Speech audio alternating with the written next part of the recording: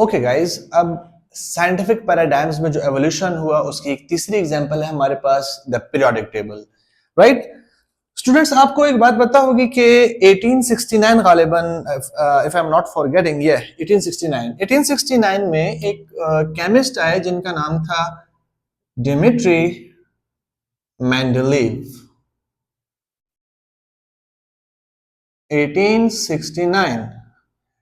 1869 में इन्होंने एक एटॉमिक पीरियोडिक टेबल इन्होंने इंट्रोड्यूस किया और इन्होंने एक ऐसा पीरियोडिक टेबल ऑर्गेनाइज किया जिसमें जिस तरह एलिमेंट्स दरियाफ्त होते गए वो elements on the basis of their atomic masses, on the basis of their chemical properties, Mendeleev साहब क्या करते कि उन एलिमेंट्स को उठाते और उस पीरियोडिक टेबल में उनको फिट करते।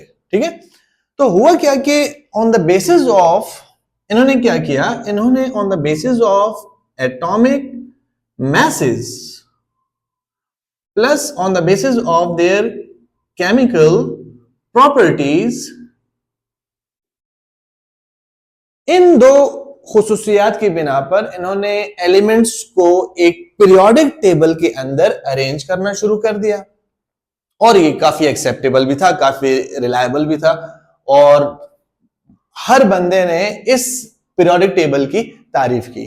ठीक है, पीरियोडिक टेबल क्या है? पीरियोडिक टेबल एक इस तरह का एक आप समझ लें जिस तरह हम घरों में अलमारियां बनाते हैं और हर अलमारी में कोई ना कोई एक चीज रखते हैं कि कपड़ों के लिए अलग है, मोजे जुराबों के लिए अलग है, तौलिए के लिए अलग है। एक अलमारी के अंदर इस तरह हम अलग अलग पोर्शंस बनाए होते हैं, इस तरह हमने एक पीरियोडिक टेबल बनाया जिसमें हम एलिमेंट्स को हमने ऑर्गेनाइज कर दिया, एलिमेंट्स को फिट इन कर दिया।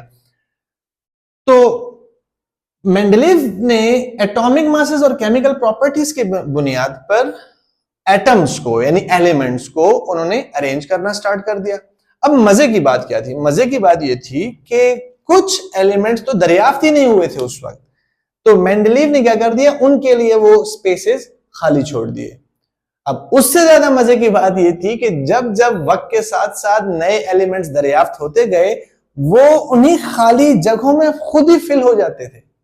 मिसाल के तौर पर एक ऐसा एलिमेंट जिसका एटॉमिक मास 1 है, दूसरा एलिमेंट है एटॉमिक मास 2 है, तो ये दो उस वक्त दरियाफ्त हो गए, हाइड्रोजन और हीलियम सपोज। तो मेंडलीव ने हाइड्रोजन को पहले खाने में रख दिया, हीलियम को दूसरे खाने में रख दिया।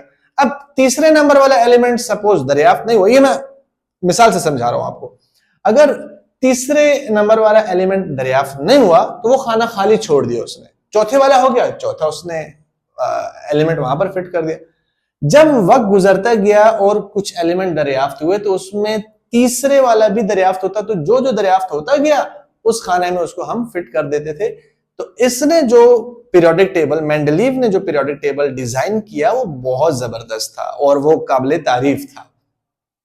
अब इसके पीरियोडिक टेबल में भी चेंजेस आई। अच्छा, एक बात याद रखिएगा कि मेंडलीव पहला बंदा नहीं था जो पीरियोडिक टेबल बना रहा था, इससे पहले भी बहुत सारों ने कोशिशें की पीरियोडिक टेबल बनाने की, लेकिन इसने एटम के ये दो जो प्रॉपर्टीज हैं, एटॉमिक मैसेज और उसकी जो केमिकल प्रॉपर्टीज जो भी हैं उसकी, तो इसने ये दो चीजों को जांचते हुए एलिमेंट्स को थोड़ा सा एनालाइज किया और फिर इन एलिमेंट्स को उस पीरियोडिक टेबल में फिट करता गया, इसीलिए वो पीरियोडिक टेबल बहुत ज्यादा मशहूर हो गया।